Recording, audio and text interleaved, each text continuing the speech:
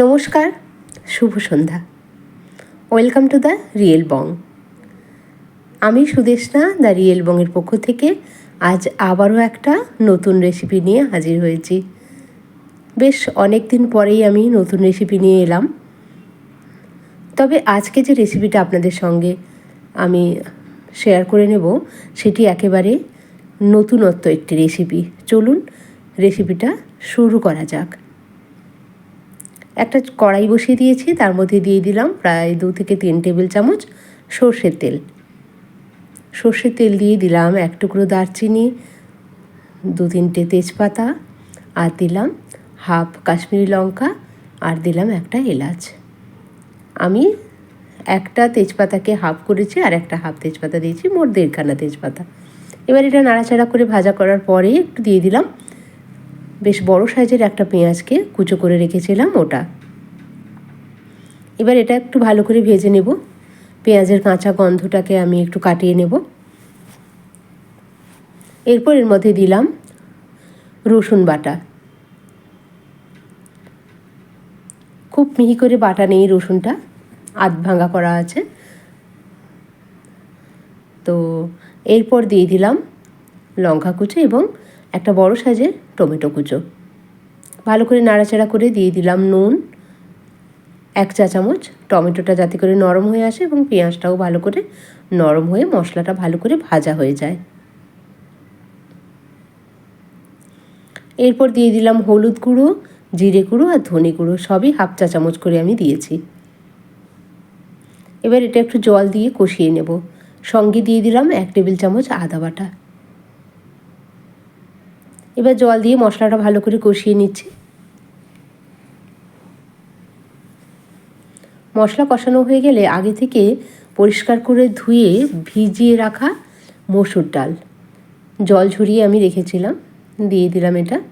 প্রায় 3 ঘন্টা মতন আমি এটা ভিজিয়ে রেখেছি। আপনারা চাইলে সারা রাতও ভিজিয়ে রাখতে পারেন, তবে গরমকাল 2-1 ঘন্টা ভেজালেই হয়ে যাবে, না হলে একটা কেমন গন্ধ করে যাবে। এরপর দিয়ে দিলাম ধনে পাতা কুচি। ধনে পাতা কুচিটা আমি 2বার ব্যবহার করব। এখানে আমি আরও একটি উপকরণ ব্যবহার করেছিলাম যেটা আমার স্কিপ হয়ে গেছে, যেটা আমার মূল রেসিপির নামে রয়েছে, থাম্বনেলে রয়েছে, আপনারা দেখতে পেয়েছেন, কিন্তু এই ভিডিও ক্লিপিংটা আমার মিস হয়ে গেছে।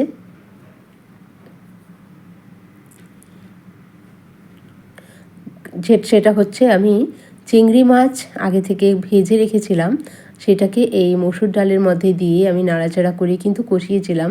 দেখুন আপনারা এই ভিডিওতে চিংড়ি মাছ দেখতে পাচ্ছেন রান্নাতে, কিন্তু চিংড়ি মাছের ভিডিওটা আপনারা দেখতে পাননি, ক্লিপিংটা। সেটা আমার কোনো কারণে ভিডিও ক্লিপিংটা মিস হয়ে গেছে আর আমি কোথাও খুঁজে পাচ্ছি না। এটা বেশ অনেক দিন আগেই ভিডিওটা বানিয়ে রেখেছিলাম।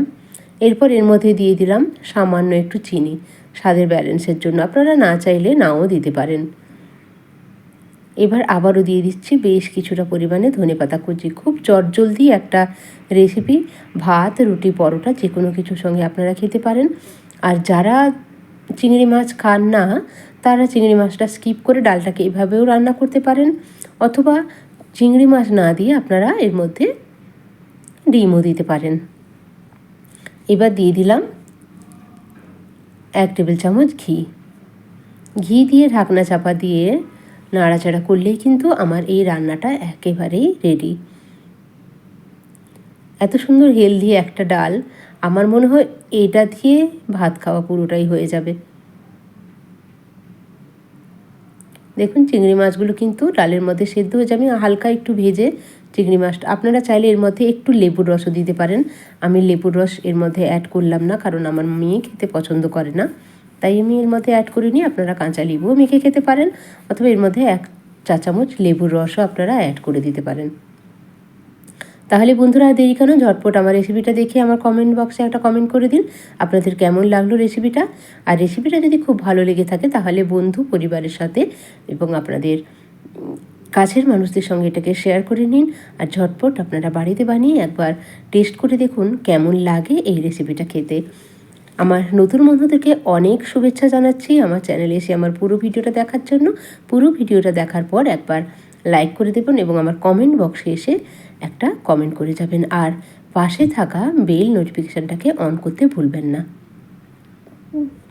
সাবস্ক্রাইব করুন আমাদের চ্যানেল, প্রেস করুন বেল আইকন। টাটা।